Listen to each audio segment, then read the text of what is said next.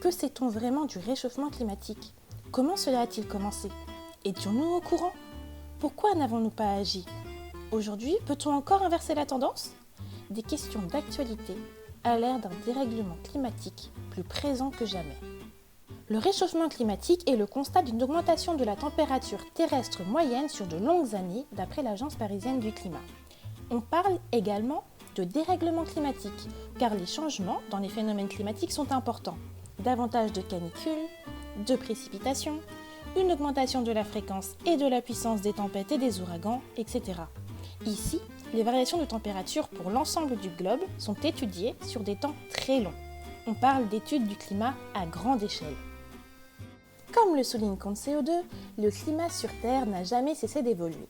En effet, il existe 3 cycles climatiques principaux qui sont liés à la mécanique de notre planète. Chacun d'entre eux influe sur la captation du rayonnement solaire par la Terre.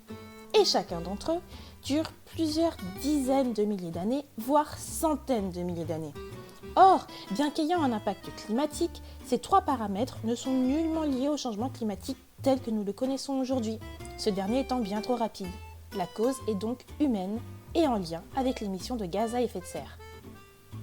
Depuis novembre 1988, l'état des connaissances sur l'évolution du climat, ses causes et ses impacts sont évalués par le groupe d'experts intergouvernemental sur l'évolution du climat, le GIEC. Comme le souligne le ministre de la Transition écologique et solidaire, le GIEC identifie également les possibilités de limiter l'ampleur du réchauffement et la gravité de ses impacts et de s'adapter aux changements attendus. Régulièrement, le GIEC fournit des rapports établissant un état des lieux des connaissances les plus avancées. Ces documents scientifiques sont au centre des négociations internationales actuelles sur le climat. Mais 1988, c'est également l'année de la première évocation du réchauffement climatique et du phénomène de l'effet de serre en public, et surtout en pointant du doigt la responsabilité de l'activité humaine. Cette année-là, le scientifique américain James Hansen, climatologue de la NASA, alerte les autorités sur le fait que l'atmosphère terrestre est en train de se réchauffer. C'est le fameux effet de serre. Ça y est, en ce 23 juin 1988, l'information est dite et notre part de responsabilité avouée. Toutefois, la prise de conscience est encore bien loin, alors que les conséquences de ce dérèglement climatique sont déjà bien là. Le GIEC nous met en garde. Nos choix d'aujourd'hui sont décisifs pour l'avenir des océans et de la cryosphère. Il a été prouvé de façon irréfutable que ce dérèglement climatique a de graves conséquences sur les écosystèmes et les populations. On observe un réchauffement des océans, ce qui les rend plus acides et moins féconds. En réponse à ces changements, les écosystèmes océaniques mutent et des espèces disparaissent. Les fontes de la calotte glaciaire et des glaciers entraînent une élévation du niveau de la mer, ainsi que l'intensification des phénomènes côtiers. Par ailleurs, un recul de la banquise de l'Arctique et la fonte du pergélisol sont constatés, et cela avec une importance telle que des peuples autochtones ont déjà dû s'adapter. Les répercussions se font également sentir en haute montagne, sur les communautés en aval. D'autre part, on remarque des records de chaleur, soutient la NASA, mais aussi à l'inverse, des épisodes de froid polaire en Europe. Puis, il pourrait y avoir un impact sanitaire, selon la Banque mondiale, en accroissant l'incidence des maladies. L'Organisme mondial de la santé, OMS, soutient même que 2 milliards de personnes de plus pourraient être exposées au risque de transmission de la dengue d'ici les années 2080. Le réchauffement climatique est bien présent, et ses conséquences aussi. Et si nous décidions d'agir ? D'après CITPA, des actions clés pour le secteur de l'agriculture, l'utilisation des terres et foresterie doivent être prises d'ici 2050. Parmi elles, on retrouve la réduction de la déforestation, des actions dans les systèmes de culture et d'élevage, une modification du régime alimentaire, de la forestation, l'utilisation de bioénergie ainsi que la réduction du gaspillage alimentaire qui représente à lui seul 8 à 10% des émissions totales de gaz à effet de serre et 30% de la quantité de toute la nourriture produite. Ces différentes actions limiteraient le réchauffement climatique sous la barre des 2 degrés. Parmi les principaux secteurs émetteurs de gaz à effet de serre, on trouve l'énergie à hauteur de 35%, l'agriculture 14%, les transports 14% également et le bâtiment 6%. Dans chacun d'entre eux, l'Agence parisienne du climat rapporte que la révolution pour réduire les émissions de gaz à effet de serre est déjà en marche, au travers du développement des transports en commun par exemple, ou des véhicules électriques ou de la construction de bâtiments à basse consommation. À l'échelle internationale, les discussions entre États progressent. plus particulièrement lors des COP, Conferences of the Parties, dont l'ONU est à l'origine. Ces conférences sont l'occasion pour les représentants des pays membres, presque tous les pays du monde aujourd'hui, d'échanger sur les enjeux climatiques et de réfléchir ensemble aux actions à mener pour inverser la tendance.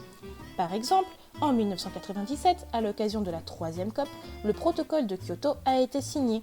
37 pays développés se sont engagés à réduire leurs émissions de 5% en moyenne sur la période de 2008-2012. Plus récemment, la COP 21 qui s'est tenue en 2015 a permis de donner naissance à l'accord de Paris, où cette fois-ci, 195 États se sont engagés à réduire leurs émissions de gaz à effet de serre afin de maintenir l'augmentation de la température mondiale en dessous de la barre des 2 degrés. Parmi les signataires de cet accord, nous retrouvons les plus gros émetteurs de CO2, qui sont les États-Unis, le Canada, la Chine et l'Australie. En France, la lutte contre le réchauffement climatique s'articule autour de plusieurs points, comme celui de la division par 4 des émissions de gaz à effet de serre entre 1990 et 2050. Ou encore les lois Grenelle, l'une datant de 2010 et l'autre de 2011, ces lois qui visent à mettre en place un plan national d'adaptation au changement climatique. Ou alors la loi sur la transition énergétique de 2014 pour la croissance verte. Toutefois, la jeune Greta Thunberg a déposé une plainte auprès du Comité des droits de l'enfant de l'ONU contre 5 pays, dont la France, pour inactivation climatique. Mais pourquoi ? L'Observatoire Climat-Énergie, qui compare les avancées concrètes de la France en matière de lutte contre le réchauffement climatique, dénonce le non-respect par la France de ses propres objectifs. Certes, en 2018, les émissions de gaz à effet de serre ont baissé de 4,2% par rapport à 2017, mais elles restent supérieures de 4,5% au budget carbone qui avait été prévu cette année-là. Anne Bringot, la responsable de transition énergétique au sein du réseau Action Climat, ajoute que la France dégage moins d'émissions de gaz à effet de serre par habitant que d'autres pays européens. Mais elle a tendance à se reposer sur ses acquis. Elle a une grande présence diplomatique sur le sujet, mais les actes ne suivent pas forcément derrière. Ceci explique la chute de la France à la 21e place dans le classement des pays luttant contre le réchauffement climatique. Cependant, Anne Bringot déclare qu'il est exagéré d'accuser la France d'inaction climatique, car d'une part, les progrès sont là, et d'autre part, aucun pays développé n'est sur une trajectoire permettant de limiter le réchauffement à 1,5 degré ou bien sous les 2 degrés.